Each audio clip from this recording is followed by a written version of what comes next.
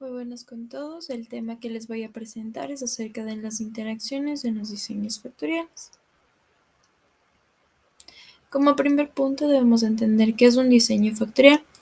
Un diseño factorial es un tipo de experimento diseñado que permite estudiar los efectos de varios factores que pueden tener en una respuesta. Al realizar un experimento se debe variar los niveles de todos los factores al mismo tiempo en lugar de uno a la vez, ya que esto permite estudiar las interacciones entre los factores. El diseño factorial se divide en dos factores con 2 y 3 niveles para cada factor y 3 factores con 2 niveles para cada factor.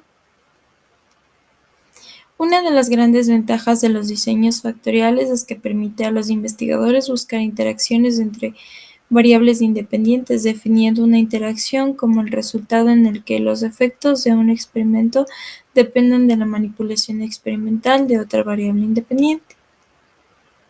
Otras ventajas que presenta el diseño factorial son permite estudiar la posible interacción entre los factores y con ello el comportamiento de cada factor en los diferentes niveles del otro factor. Son más eficientes que los experimentos simples donde se estudia un solo factor y proporciona resultados generales que los hace útiles en experimentos exploratorios. También proporciona habitualmente un número elevado de grados de libertad para el error experimental, con la consiguiente ventaja que esto significa. Sin embargo, las desventajas del diseño factorial son que requiere un mayor número de unidades experimentales que los experimentos simples, lo que la hace más costosa y laboriosa en su ejecución. En los experimentos factoriales, cada uno de los niveles de un factor se combinan con los niveles de otros factores. Con ellos se obtienen combinaciones que no tendrán interés práctico. Y por último, la interpretación de los resultados será más complicada a medida que aumenta el número de factores y niveles por factor en el experimento.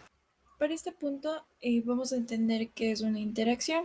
Una interacción se define cuando dos o más variables independientes se encuentran involucradas en un diseño de investigación. Es decir, que el efecto de una variable independiente puede depender del nivel de la otra variable independiente. Esta interacción se clasifica en diseños de 2x2, 2x3, 2x2x2. En el diseño 2x2 existen dos efectos principales y una interacción. Siempre se comparan las medias de cada efecto principal e interacción. En el diseño 2x3 se tienen dos vías, donde la primera vía consiste en dos niveles y en la segunda en tres niveles.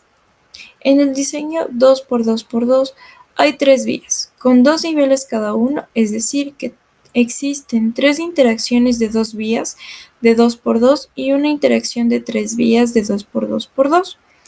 Para analizar todos estos tipos de diseños se necesita utilizar ANOVA, ya que se obtiene un efecto principal para cada vía y varias interacciones, dependiendo de la cantidad de vías que se tenga. Bueno, en el caso de las fórmulas, se lo viene trabajando de forma bastante similar a lo que es un ANOVA unifactorial. Aquí podemos observar en la parte superior izquierda el modelo. Este está compuesto por la media poblacional, el efecto del factor A, el efecto del factor B y las variaciones aleatorias con los posibles efectos y una interacción entre los factores. En la parte inferior podemos observar las principales variaciones que se vienen dando dentro de un ANOVA normal. Aquí tenemos los efectos principales, tanto del factor A como del factor B. Tenemos la suma de cuadrados, grados de libertad, cuadrados medios y F calculado cada uno de ellos, cómo se los puede obtener. Y algo bastante importante, las interacciones entre estos dos factores. Aquí tenemos la suma de los cuadrados, de la misma manera como se puede obtener los grados de libertad, los cuadrados medios y el F calculado. Básicamente esto es la aplicación de estas fórmulas, se las voy a ir explicando de mejor manera dentro del ejemplo. El ejemplo dice, en el laboratorio se decide probar tres medios de cultivo a tres niveles de temperatura, 15, 70 y 125 Fahrenheit, medios consistentes para el crecimiento de Saccharomyces cerevisiae. Para probar la efectividad de las condiciones se realizó 4 repeticiones con cada combinación de medios de cultivo y temperatura, analizando así el tiempo de vida medio en horas de Saccharomyces cerevisiae. Como podemos observar en la parte inferior tenemos los tres medios de cultivo. Tenemos las temperaturas 15, 70 y 125, además de las 4 repeticiones que les había mencionado con anterioridad. Bueno, como podemos observar aquí ya tenemos todos los datos pasados al Excel. Los fui ordenando a partir de tratamientos y las repeticiones que se vinieron dando, como les había mencionado con anterioridad. El objetivo es evaluar el efecto de los medios de cultivo y temperatura en el tiempo de vida medio de Saccharomyces cerevisiae. Como factores de estudio tenemos dos variables independientes, tanto la temperatura como los medios de cultivo. Tenemos 3 niveles por cada uno de los factores de estudio. Aquí tenemos los distintos tratamientos con cada uno de sus códigos, 4 repeticiones para cada uno de los tratamientos.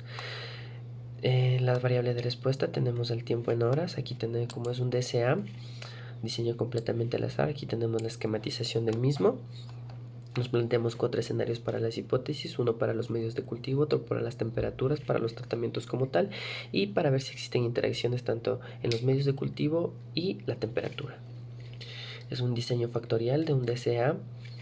Se analizó los supuestos, la normalidad a través de un test de Shapiro-Wills, donde se pudo observar que efectivamente es una distribución normal. Un análisis de la varianza que nos arrojó que las varianzas son homogéneas. Este es unilateral a la derecha y se trabajó con un alfa de 0,05. Para el caso de los cálculos se lo realizó de forma normal, sin embargo existieron un poco de variaciones tanto en la suma de los cuadrados de los medios de cultivo, de las temperaturas, como podemos observar aquí.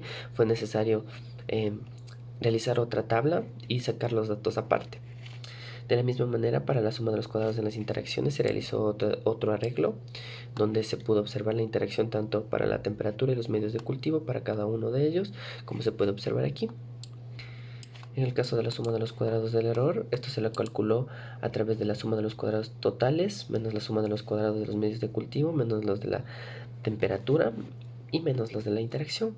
Pasando ya al arreglo de la ANOVA como tal, aquí tenemos la suma de los cuadrados que habíamos calculado, los grados de libertad, se los calculó básicamente de la misma manera, el número total menos 1 para todos, excepto para las interacciones, en donde se lo realizó a través de los medios de cultivo menos 1 multiplicados por la temperatura menos 1, tomando en consideración el número de niveles que tiene cada uno de ellos. En el caso del error, en el error se lo realizó el total menos los tratamientos. Se realizó los cuadrados medios, el F calculado, F tabulado para poder obtener los resultados. Algo bastante importante que se pudo observar es que tuvimos resultados bastante similares o iguales que los de Infostat, como podemos observar aquí, básicamente son iguales. Y si hacemos referencia al F calculado y el F tabulado, aceptamos la hipótesis alternativa para todos los casos. Y nos vamos un poco a analizar las hipótesis. Para el caso tanto de los medios de cultivo, temperatura y tratamientos, al menos uno es diferente. Sin embargo, en el caso de las interacciones se pudo observar que efectivamente existen interacciones entre los medios de cultivo y la temperatura. Pues bien, pero ¿cómo se lo puede realizar en Infostat? Para ello, ordenamos los datos de la siguiente manera. Primero tenemos a los tratamientos.